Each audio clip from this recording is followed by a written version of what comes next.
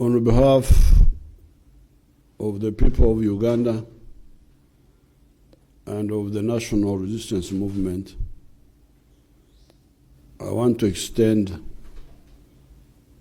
our condolences to the family and the people.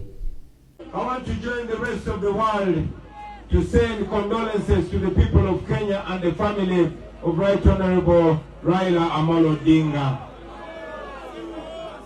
We lost Raila Odinga, we lost an icon in Africa, but I want to assure the people of Kenya, the people of East Africa, and the people of Africa and the world that Raila Odinga, through his 80 years of active life, he inspired so many people. That is why so many of us are standing here pursuing the dream of freedom, equal rights, and justice all over the world, especially here in East Africa. Mr. Raila Amolo, 80 years old, former Kenyan Prime Minister, was brought to our emergency medicine today morning at 8:20 a.m. with a history of sudden collapse during his morning walk at Sritariyam, which is an Ayurvedic hospital close to our place. Then itself, they had started CPR, that is cardiorespiratory resuscitation, and he was brought with a CPR, active CPR.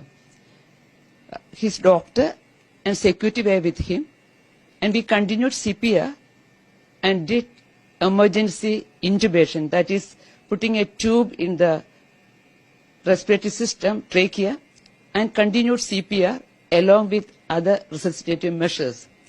Initially, there was no pulse or BP recordable, even palpation-wise. So after doing intubation with continued CPR, we shifted the patient to our ICU with all the staff and the facilities. In ICU, after some time, we could get some rhythm. On the monitor, it showed ST elevation in the ECG leads, in the anterior leads, plus we could see regional wall motion abnormalities, that is reduced movement of one artery territory, that is LAD territory. There was hypokinesia. This means there is less movement in that area. So after stabilizing him with some IV fluid and all, we just give him an injection, that is injection reticulase, for dissolving the clot if it is there in the coronary arteries. And we could see him with a significant edema of the right lower limb, right leg. When whatever information we got from the doctor was, he was a diabetic, hypertensive, chronic kidney disease patient. He had right lower limb DVT, for which he was put on IVC filter. And recently he had a thin subdural hematoma. Last Saturday when it was done, that was almost very thin. And the neurosurgeon was the doctor who was with us in the ICU and who followed the patient from, accompanied the patient from Sritariyam. So after discussing with him, we went ahead with the thrombolysis with the injection reticulase. Even we continued CPR, that is from 8 o'clock in Sritariyam till 9:52 in our ICU. With all other ACLS criteria, we continued CPR. In spite of our very sincere, very continued CPR and other measures, we couldn't make him survive. So we are very sorry to inform that he is no more with us, and our very sincere condolence and prayers for his family and for the Kenyan people. That's my fellow Kenyans. I did a video up there telling Kenyans that Raila Odinga died 2 weeks ago here in Nairobi Hospital, Kenya. Then was taken to India for whatever reason. Now, here are 8 ways confirmed that indeed Raila Odinga died 2 weeks ago here in Kenya, taken to India. Mazin red flag. Number 1, do you remember Ruto crying Kuna time mtu mazee alicry wakati athletics walitoka Japan akiongea na wao. Akalia sana. Wakasema ni machozi ya furaha. Hapana.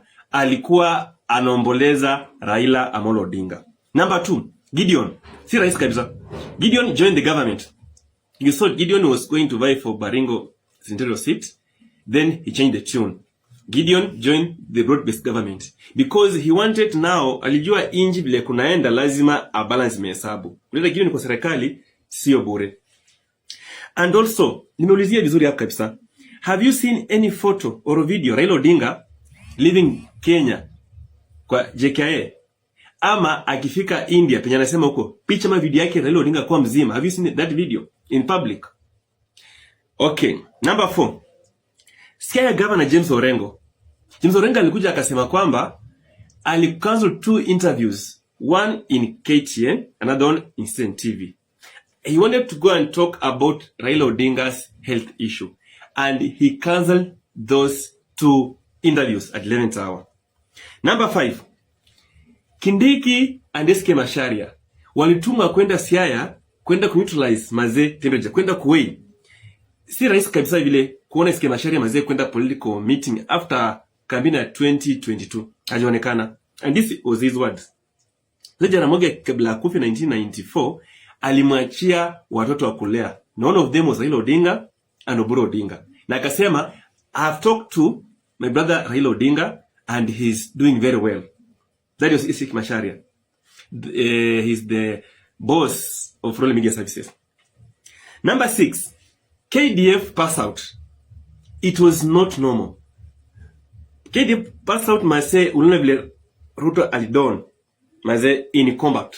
Then when he went to Eldoret, he met with the retired generals. Wote walikuwa parade pale.